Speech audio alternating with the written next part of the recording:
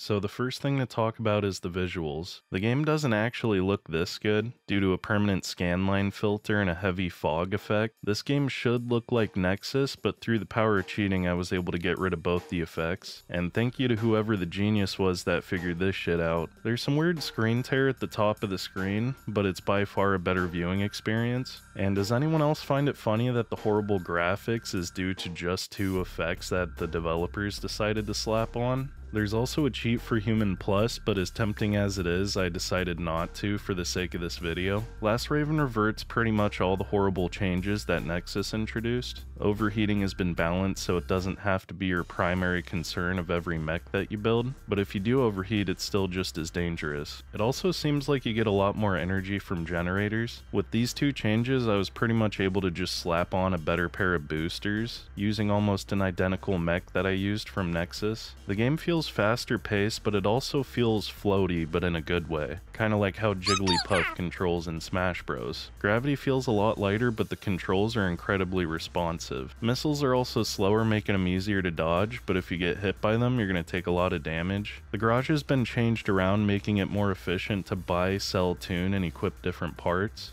And tuning parts is now free instead of having to pay for it, and you can retune parts if you change your mind on something. The menus are the most streamlined out of any other Armored Core game, so I'm giving credit where it's due. Also, the menu where you select missions has also been reverted back, so the game doesn't feel like a PC game that was never released on PC. Moving along, there's a lot of new and old parts coming back into lastraven. Ninebreaker came out after Nexus, and I haven't covered that game, so some of the parts came from that game. But if I had to guess, this game adds even more. You're able to almost fully recreate Nineball from the PS1 era, and the AC from Armored Core 2 cinematic. That all being said, lastraven has the most parts out out of any Armored Core games, excluding Formula Front that was only released in Japan on the PS2, and came over here on the western side of the world on the PSP. Seeing how it's the 5th game in the 3rd generation, it makes a lot of sense that this game would have the most parts. And just like every Armored Core game, parts have been rebalanced. Unlike Nexus, this time it's for the better. The one horrible inclusion in the game is the fact that parts can get damaged or flat out break in combat. Damaged parts seen in yellow will have a performance downgrade,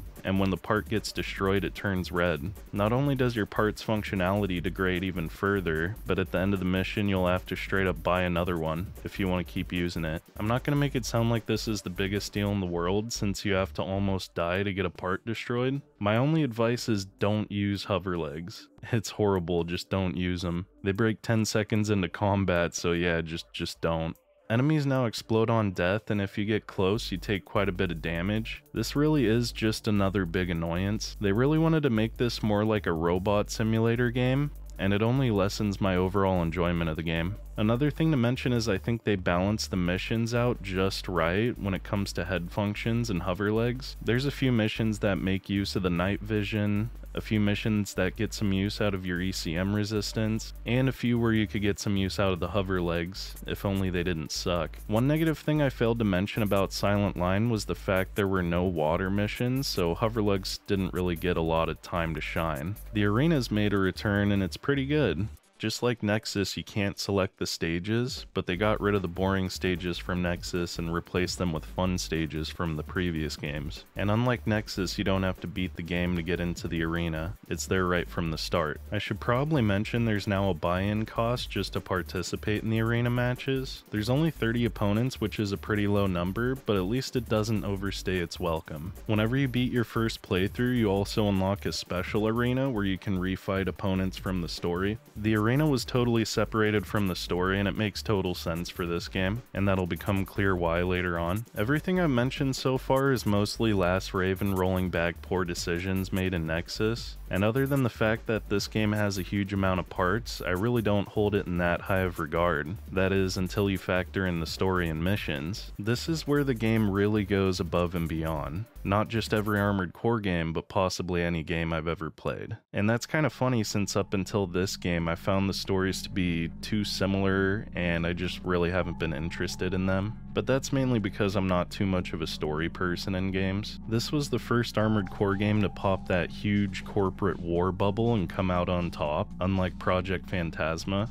To quickly sum things up, the game has 6 alternate endings, and a secret ending for completing every mission. There's over 70 missions to complete, and not all of them determine what ending you're gonna get. I had to play through the game 12 times following an optimized guide to unlock the final mission, and it took a lot of time. So if you could hit that like button. So anyways, before I even start giving you the dense amount of story this game has, I have to point out how well the game does presenting itself. Dialogue and briefings are back, and what Nexus strived to achieve with all the cutscenes is fully delivered here in a much more sensical way. Not only that, your operator is sure to say something to you at the end of every mission. Sometimes it's just a simple good job, and other times it's like, how the fuck did you survive that, dude? You're a total fucking alpha gen. Because this game is hard, really hard. I said Silent Line was the hardest, but I think I'm safe saying I was wrong. But I'm getting off subject. On top of dialogue, cutscenes, and more dialogue, you get an insane amount of information. Maybe a pilot wants to give you thanks or shit talk you. That can all be found in the mailbox. Maybe you want some backstory on one of the many ravens that want you dead. You can find that too. In fact, you can find information on any person, place, thing, or event that takes place in this game. You can even get information on the guy that gets information for you. His name's Ed. He used to gather and analyze data for the big corpos, but now he works for ravens like myself. It's actually pretty mind-blowing just how much information is at your fingertips, and you're gonna need it. I'd like to think this game inspired all the weirdly complex lore that Dark Souls offers. I mean, it obviously didn't, but it just has that same hidden depth that you have to really dig in to find. The only difference being you don't need VatiVidya to figure all this shit out for you. The game will tell you if you put in a bit of effort to find it. The game really has that questionable, mysterious intrigue that Miyazaki is known for delivering. The first 3 or 4 playthroughs playthroughs of the game, it's going to seem like there's more questions than answers. But as you earn the complete trust of people and factions going down separate storylines, it all starts to make sense. It's impressive how they fit all these missions into the game. You might fight a Raven towards the end of the game just to find out you could have eliminated him earlier and gotten an entirely different mission in return. The game reuses quite a bit of its content, and about half of the areas come from the previous game. Now, taking areas from the previous game is obviously just lazy and I can't really defend that, but the reuse of this game's content I can definitely defend. The thing is, some missions have their own different scenario depending on previous actions in your playthrough. Let's take this bridge stage for example. One playthrough you might have to eliminate a train passing through the area. This might have instead been a mission to protect that same train from attackers, or possibly protect a crucial piece of the bridge's infrastructure, and vice versa. Another mission might have you eliminating these mini sand shark drones in the desert, while another mission will have you doing the same thing with a partner, just for him to betray you and try to kill you. Same thing goes for this power plant stage where there's multiple missions separated between different playthroughs to save or destroy it. I'm personally happy with this reuse of content as it helps the world tie in with itself, producing different outcomes later down the line. As I said, there's 6 different endings, but I had to play through 12 times to get all the different missions. So unless you're 100%ing the game, the reuse of content isn't really something you'll take that much notice of, and it kinda increases the replayability. I can't really go any further without getting into story territory, so let me fill you in on the prologue. After the corporations took heavy losses at the end of Nexus, the companies decided to consolidate their power into a single entity named Alliance. And with no more need for hired mercenary AC pilots, Raven's Ark was disbanded. At some time, the previous leader of Raven's Ark, who was thought to be dead, has returned and has rallied half of the former Raven's Ark to his side to fight against the oppressive hand of Alliance. This man being Jack O. Not all Ravens agree with Jack though, and the other half is sided with Alliance, being led by a pilot named Evangel. This group will come to be known as Alliance Tactical. If you decide to look deeper into Evangel, he was expelled from the Raven's Ark for taking under the table earnings. And with that all being said, the pieces are set. The last 22 Ravens in existence are ready for war, and Jack's declared a decisive attack in 24 hours. The game takes place in this 24-hour time period, leading up to the final hour, and every mission completed loses valuable time. This adds a level of anxiety to the game. As the timer counts down, there's more questions than answers. Unidentified killing machines start popping up on the battlefield, which are a consequence of the actions of ancient technology in the previous game. Unlike anyone else, Jack seems to already have some sort of knowledge pertaining to these machines, nicknamed pulverizers. Maybe his long absence during the dismantling of Raven's Nest has something to do with it. A Raven named Zenata has rapidly rose in rank. Little's known about her due to her being a relatively new pilot, and 8 hours after Jack's announcement, Evangel has betrayed Alliance and switched sides. These are the only things guaranteed per playthrough, and I think the best way to go about the rest of the story is by going through each playthrough in the order I played them in. It's important to note that unless you play the missions in the exact same order as me, there's most definitely going to be some changes, but I really don't see any better way of doing it. When you first start the game, you have 300,000 credits to play with. It's not enough to fully build a mech, but it will save you the headache of using the crap starter boosters and generator. We can select between 3 different starting missions, so let's accept the mission with the highest payout. It's just a reconnaissance mission with a few MTs, so we should be fine.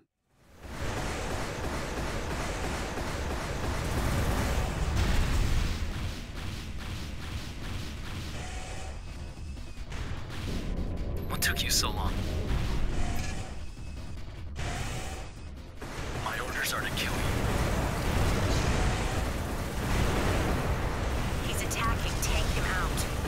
So you're not really supposed to win this fight your first time around. It's possible with the right setup or if you carry over your save from Nexus, but for the average player or even the more veteran of players, this is how it usually turns out. So let's just go destroy this military base instead. Hiding behind some boxes, there's a part you can pick up, so it's nice to know those are still around. Lastraven also has quite a few secret part rewards similar to Silent Line, but getting them is based on getting an S rank instead of completing a certain hidden objective. I prefer the older system, but honestly I'm just glad there's lots of parts. I decided to clear out the arena to get some money and fully create my mech. This time around I wanted to try out quad legs, as I usually just stick with bipedal legs, due to the quad legs just straight up being inferior. Comments in the last video pointed out quad legs being useful due to their ability to fire back weapons on the ground, so it felt right trying them out through the course of the whole game. But sorry to say I still find quad legs less useful than I want them to be. For anyone that doesn't know, you have to stay grounded to fire your back-mounted weapons, but the real issue is the fact that every time you lift off the ground you need to regain your lock, even if your target never left your lockbox. Yes, you can quick boost on the ground, but the problem is when you deactivate your boosters, you come to a complete stop and can't move around for a short period of time, making you an easy target. In stressful situations, I found it safer just to drop my back weapon for increased movement speed and the ability to jump boost, making it much easier to evade incoming fire. I did enjoy using them though, and I'm not saying they're useless. When I got the back weapon I wanted, I was able to shred a lot of health off my opponent before the fight even really started. But as I said, when things get really tough, they just slow you down. I've kind of gotten off topic though, so let's go back to covering my 6 different playthroughs. Playthrough 1, I mainly took missions from Vertex, which is the group that Jack founded that's at war with Alliance. I accepted missions taking out Alliance fortresses and ACs, and then the time comes where we're requested to assassinate a Raven that betrayed Vertex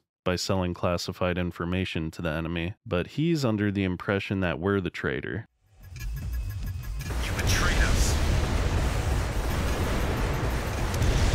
That can't be forgiven. Enemy AC destroyed. The next mission is taking out another traitor for Jack.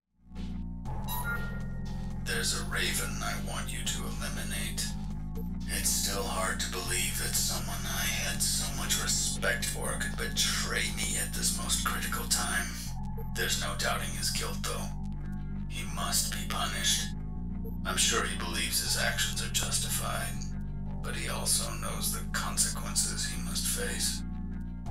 Don't fail me, Raven. Kill the traitor.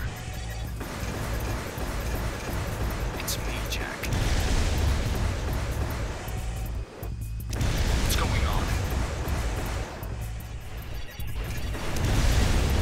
Why?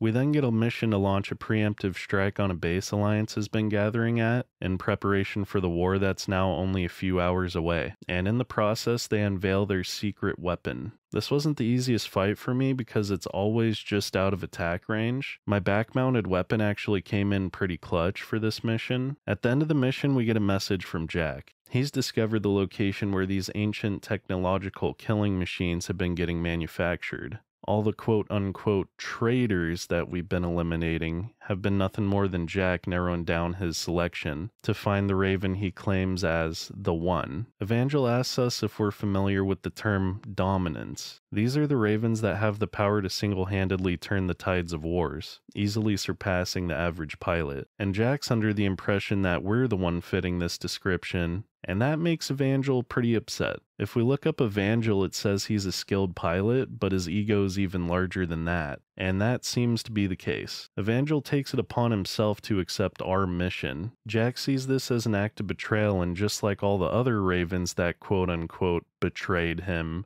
we gotta go put him 6 feet under, and also stop whatever's been creating these annihilators. We haven't really seen any annihilators this playthrough, but trust me when I say they've been wiping out almost everyone.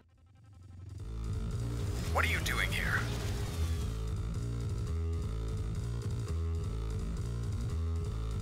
This is no place for an ordinary Raven. I'm a dominant. This is my job.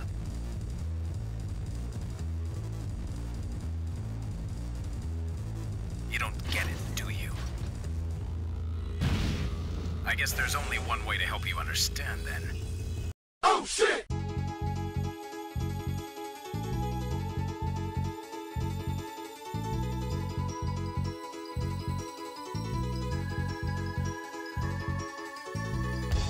Yes!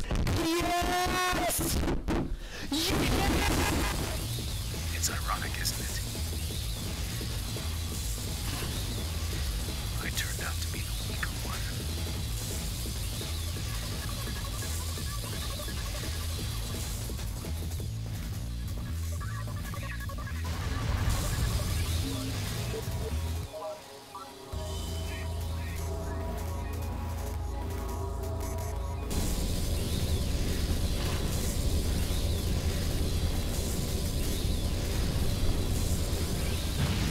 Head in.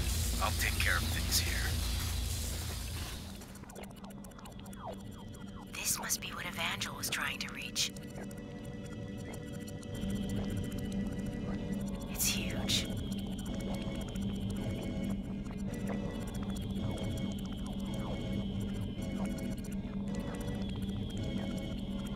Those devices on the wall. There's no time to waste. Destroy them all. What? What the fuck?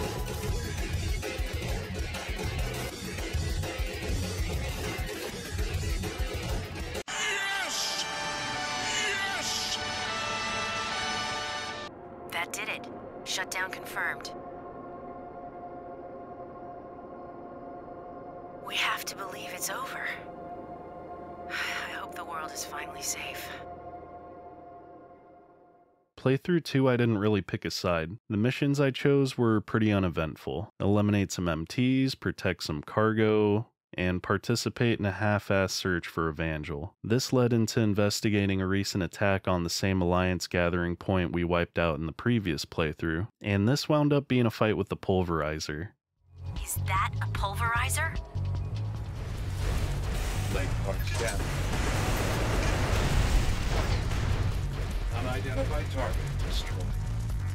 They're so powerful.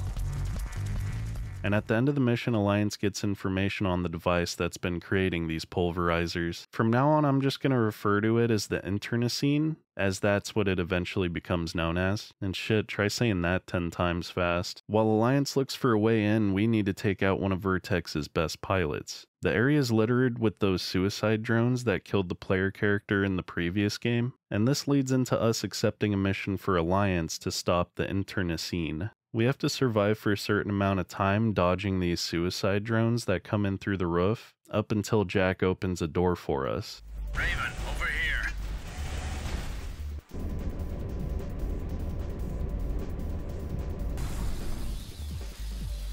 What happened to Jack? Look at me. This is what happens when you step over the line. It was foolish to think we could control it. You're the only hope now, Raven.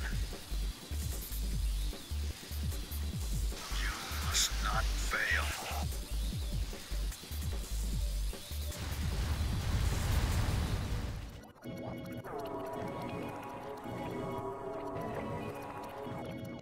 This must be what Jack was talking about.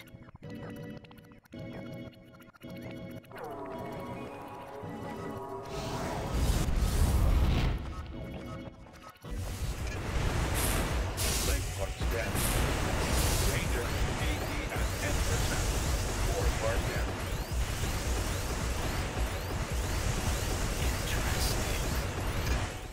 So it turns out Evangel was somehow able to pilot this Annihilator. Probably the same way Klein was able to upload his mind into a Death Star. Jack's previous comment implies that Evangel lost control of this machine. Looking back at our previous playthrough, I wonder if that's why Jack was trying to thin the herd down to one person. Maybe his plan all along was to upload someone's mind to this infernal machine.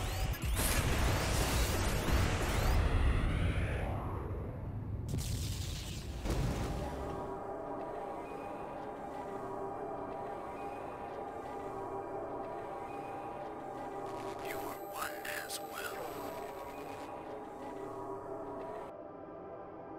A dominant.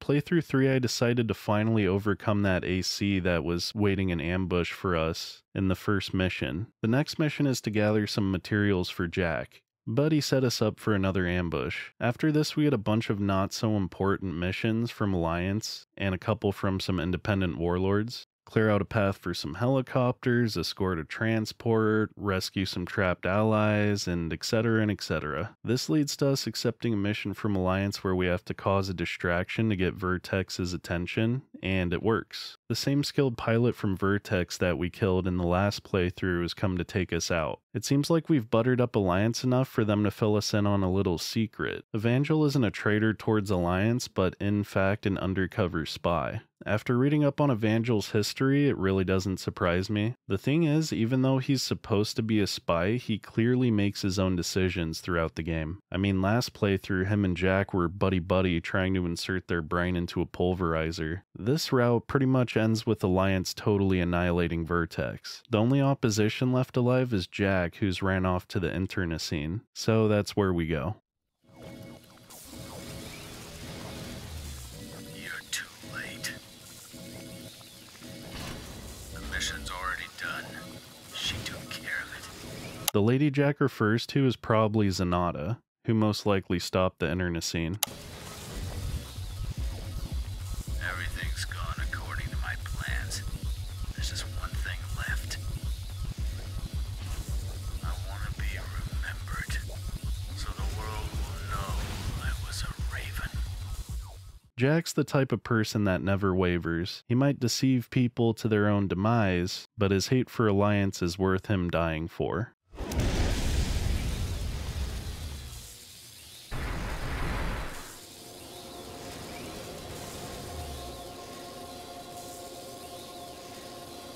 Thank you, Raven.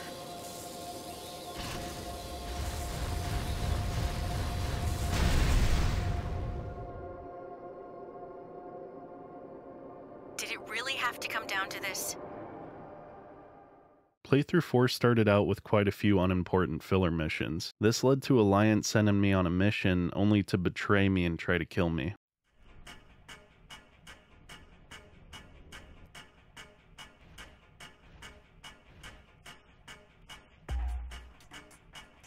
It seems you've been doing well. Too bad you were tricked. Oddly enough, this AC uses the rank 1 pilot's mech from the previous game. It even has the same emblem. The voice and name are different, so it's definitely not Genobi. Looking at his information, he was an unskilled pilot that couldn't even qualify for Evangel's tactical unit. Zenata has some serious animosity towards him, and that leads into a theory someone commented on in the last video. The theory is Zenata is Agraya from the previous game. Hopefully I pronounced that right. She was a pilot that, like Genobi, worked exclusively for Crest, and Zenata is a new highly skilled pilot, so it totally makes sense. Maybe she doesn't like this guy using her old partner's AC. Anyways, this next mission, Jack wants us to eliminate Evangel. But after engaging, it seems Evangel's also working for Jack. There's your target. Take him down. Watch closely, Jack. I'll show you what power is. With what we know, this is Jack obviously just trying to thin out the herd. The final ending to this playthrough is probably the most peaceful of them all. Vertex needs us to stop Alliance's final offense, and it consists of all air units. There's even some of those advanced flying units that gave us such a hard problem in the first playthrough, but they have less health and they're just not really a big threat. Usually the endings take place in the internecine, so I'm sure something's going on over there. We just don't know what it is. It's finished.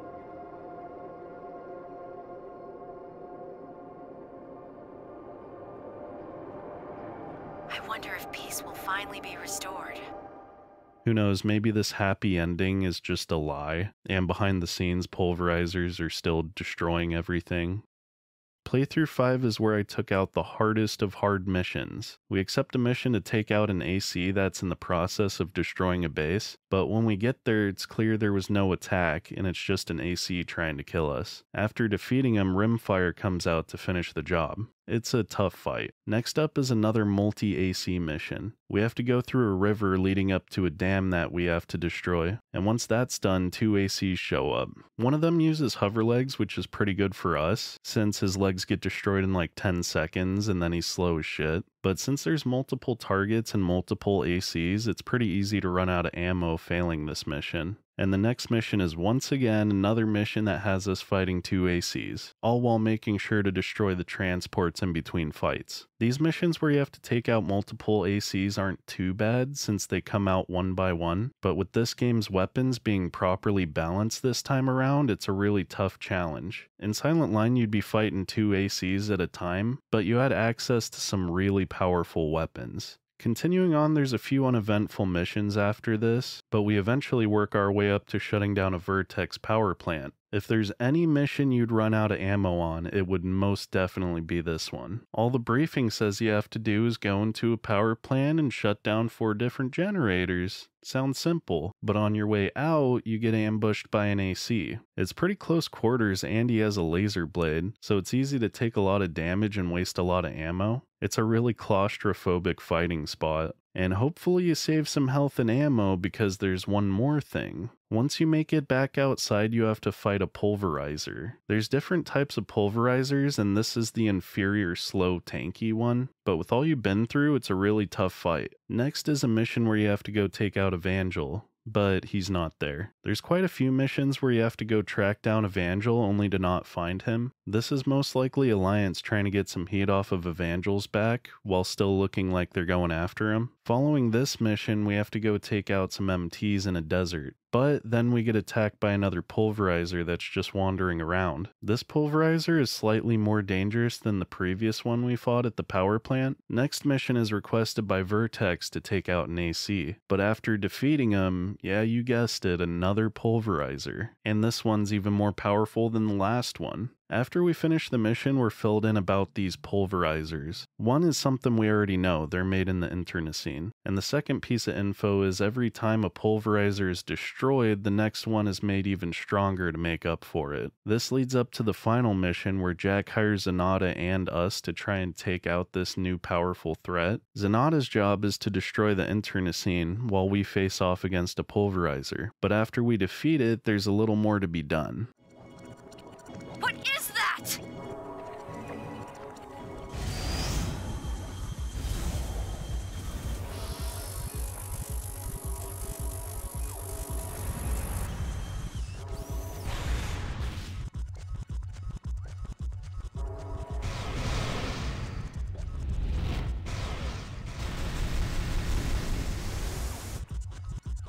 NANI?!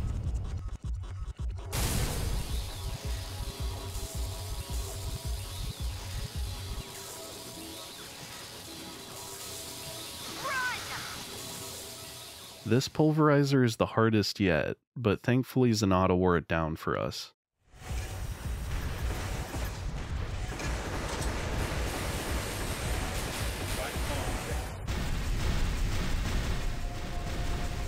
You finished it. So many ravens were lost, though. The 6th and final playthrough revolves around Zenata. One of the first missions we do has us taking out a few MTs that we come to find out Zenata was supposed to protect. But thankfully she doesn't really figure out it was us till much later on. There's then a mission where she challenges you to a death match, but before you can get into it, some unhappy clients come to take out Zenata. This for some reason turns into you helping her while she runs away. Eventually we pick up a mission to eliminate her. Jack doesn't like the idea of an undecided loose cannon raven such as herself participating in this war, but not long into the fight, we get interrupted again, but this time by a pulverizer. The final mission is Jack sending us out to shut down the internecine. This time we gotta go through a vent that's letting all those suicide drones out. There's even some laser traps you gotta try to avoid or just damage through. Once we reach the internecine, we just have to dodge some lasers and blow up the 6 different power sources on the wall. And hey, it's Zenata. Hey Zenata, guess what? The internecine is destroyed and the world is finally saved. You. I forgot that you're different from the rest. I've always wondered what it is that sets certain ravens apart from others. I feel like after all we've been through, we've really gotten to know each other. Maybe now that this is finally over, we can go get a beer or something. You know, settle down and finally relax a bit after being up 24 hours straight, being stuck in a constant battle. Maybe I'll find out.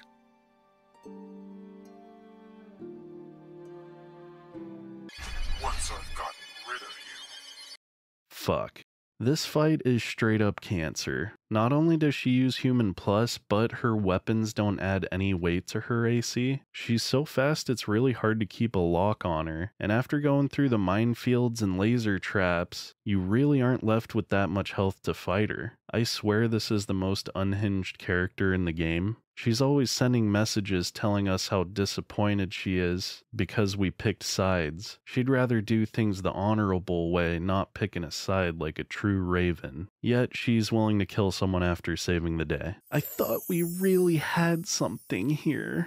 Anyways, that covers all the endings in lastraven. If you complete all the missions, you unlock a final mission that's even more cancer than the last mission. You gotta take out that final form pulverizer that Sonata wore down last time. And honestly, I don't think this fight was meant to be beaten. It takes 100% skill and then an additional 100% luck. You can't really keep up with how fast it moves, and it's got like 5 different attacks. Sometimes it'll come up and laser blade you. Sometimes it'll start shooting invisible lasers that you can't even dodge, and you just have to eat them and try to outdamage him. And there's an attack where he puts up a shield where he's invisible. I'm invisible, well, I'm not really invisible. And you gotta dodge 5 high damaging laser beams. It's really just a hard fight, and I think it was just a final fuck you from FromSoft. I do wish this mission had a bit more story content. I did an extra 6 playthroughs to get this ending, and not having any eventful story behind it just really sucks. It's a bummer. And that's the end of lastraven, the final Armored Core game to get put on the PS2. I gotta say I was really happy with it. I'm still salty that OP Intensify isn't unlockable, especially since like half the ACs in this game use it. I wasn't a big fan of the changes they put in to try and make the game more like a simulator either, but this is hands down a huge leap above Nexus, and I think it's a good farewell to the PS2 Armored Core games. If you've been watching my series and haven't played any Armored Core games, I think you should definitely try this one out. There's up-to-date controls, and if you're a FromSoft fan, chances are you like difficult games. The story's really what made this game for me. We haven't really seen a branching storyline since the original Armored Core, and even though For Answer will have a branching story, it doesn't even come close to this game. It honestly just doesn't feel like I did a good job on the missions and story segment of this video, but with the constantly changing missions, it took me a while just to come up with something coherent. Yes, mission locations were stolen from Nexus and were reused throughout this game, but at least this game has some substance compared to Nexus that just really didn't have anything going for it. Either way, I like Armored Core 3 and Silent Line more, just for their gameplay, so I'm not going to start trying to defend lastraven. Try this game out, and if you use micro missiles, you have a micropeen. And I think I should mention I did not cover the previous game that came in between Nexus and lastraven. It was called Ninebreaker, but in terms of canon, I don't think the game even really exists. It takes place in a time of peace, where Armored Core lastraven follows up Nexus like instantly, and that game you pretty much just like had to take out arena opponents and do like these weird time challenges and stuff. I'll be covering it for sure, but I need to get through the more important games. And to give an update, it might be a little bit of time before I come out with an Armored Core for Answer video. I got a 3-week vacation coming up pretty soon, and on top of that, Monster Hunter 3 Try is getting its servers back online, so I'm going to be putting a lot of time into that game. I'll probably make some videos on it. But yeah, thanks for watching. If you enjoyed, leave a like and a comment to help spread this video, and I'll see you guys in the next one.